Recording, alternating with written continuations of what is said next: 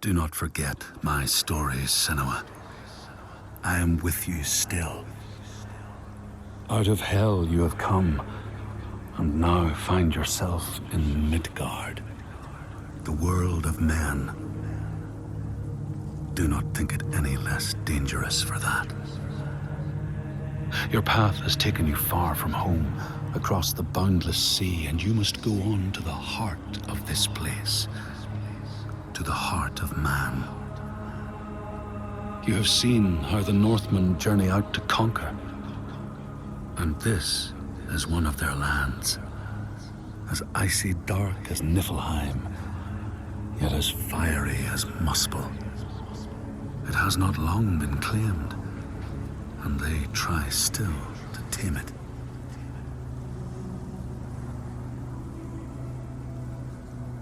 The Skald's verse speaks of a man called Grettir the Strong. A strange and bloody life he led.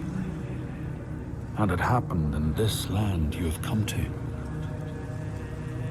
Listen to his story, Senua, for it may in some small way illuminate your own.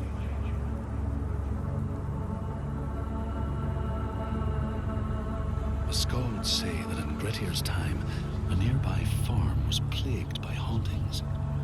A shepherd called Glamour was killed by some evil force, found dead in the snow, bloated and black. His body could not be taken to burial because he was held fast to the ground. So it was left. 3 days after his death, the body was missing.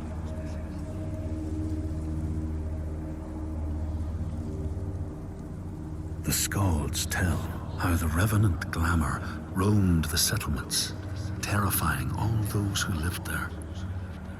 Each one he killed, in turn, rose to walk beside him. Thus, evil begets evil. But the man Grettir was proud and overbearing, and thought the Droiger no match for his strength.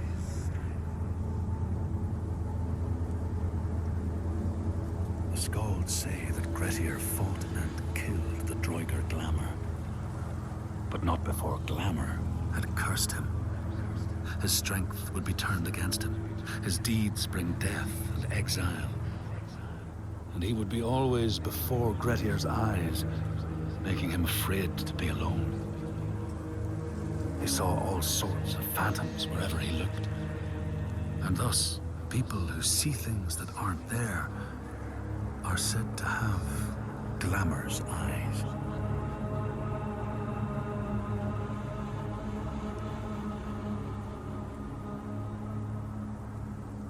The Skalds tell how in the time of Grettir's kinsman Thorgrim, there was a terrible famine. No crops could be grown, and the fish fled the nets.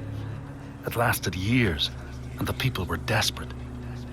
There was no respite even in spring, since terrible gales from the north would rise up and set in for weeks.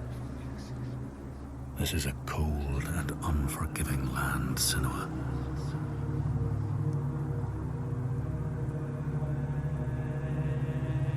In the time of famine, at the place known as Rifskar, Thorgrim found a huge finback whale, beached and dead.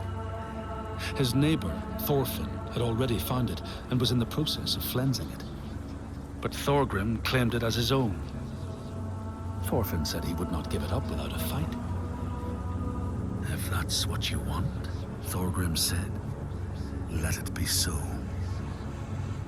And he launched a blow at Thorfinn, cutting off his head in one strike.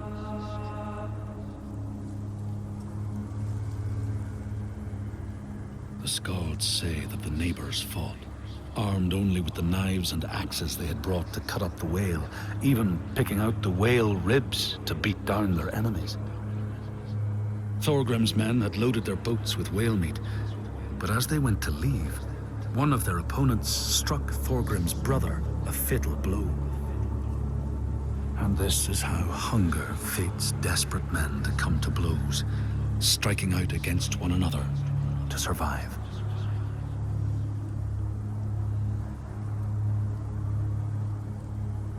Skalds speak of the time Grettir, traveling with some others, ran into rough weather and docked their boat on an island. They had not brought fire with them, and the merchants complained bitterly. Seeing a great fire blazing on the other side of the strait, Grettir said he would swim over to fetch it. He took off his clothes and struck out across the water, wearing nothing but a cloak.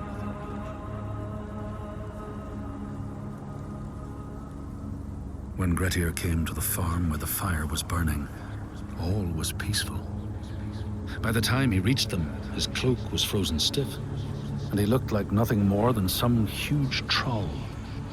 The frightened farmhands struck out at him with the first things to hand, the burning logs from the fire.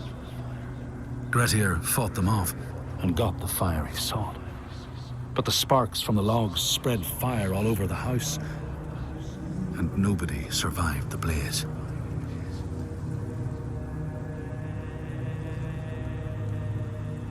The Skalds say that Grettir swam back across the strait, keeping the fire safe from the water.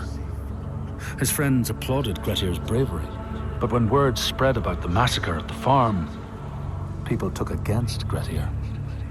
Nobody wanted anything to do with him, and when the news reached the Althing in the summer, Grettir was pronounced an outlaw. All doors would hence be shut to him.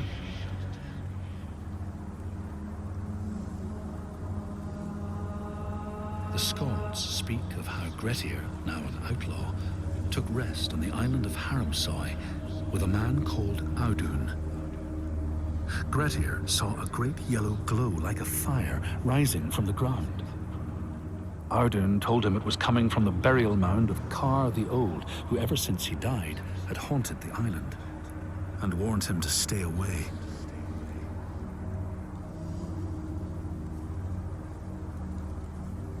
The Skalds say Grettir wanted the sword that was buried in Kar's howe, and would not be deterred from seeking it.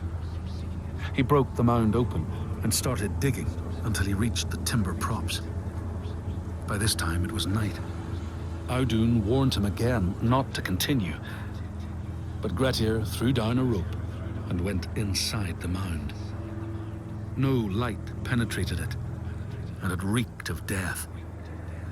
But he persisted in exploring.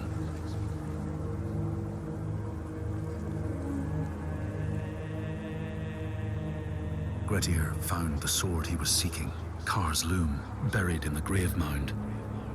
He went to leave, but before he could reach the rope, something grabbed him from behind, and Grettir realized the mound dweller would not let his treasure go.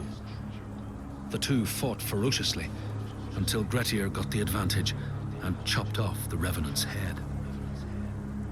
But Kar's loom would prove his undoing, fated to be the sword that killed him.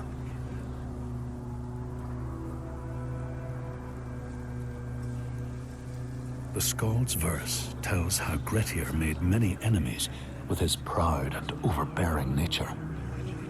Always quick to anger, his strength and fighting prowess meant that even the most trivial of quarrels met a fatal end. The kinsmen of those he killed or maimed were angry, and because he was an outlaw, no one was allowed to help him.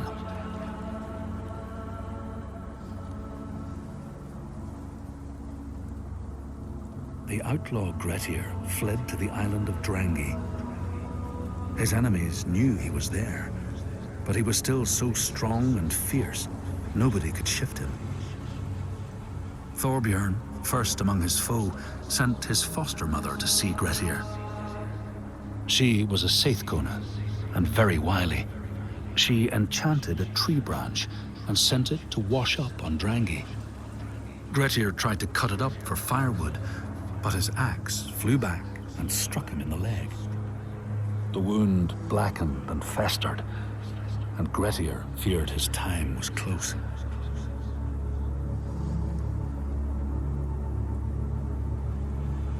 The Skalds say Grettir, wounded by Seidr, was now so weak it was possible for his enemies to defeat him.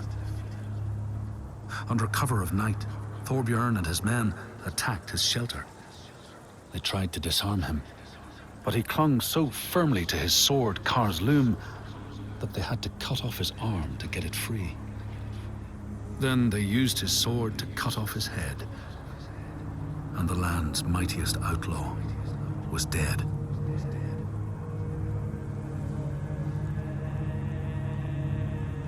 As the Droigar glamour had predicted, all Gretir's brave and fine deeds brought him misery. So fate makes prisoners of us all. But it was Gretir's nature that made him fight the Droigar, and Gretir's nature that led to blood feud and exile. So what is truly our prison, Senua? Is our path ordained, and we powerless to change it? Or do we blame uncertain powers for what we ourselves ordain?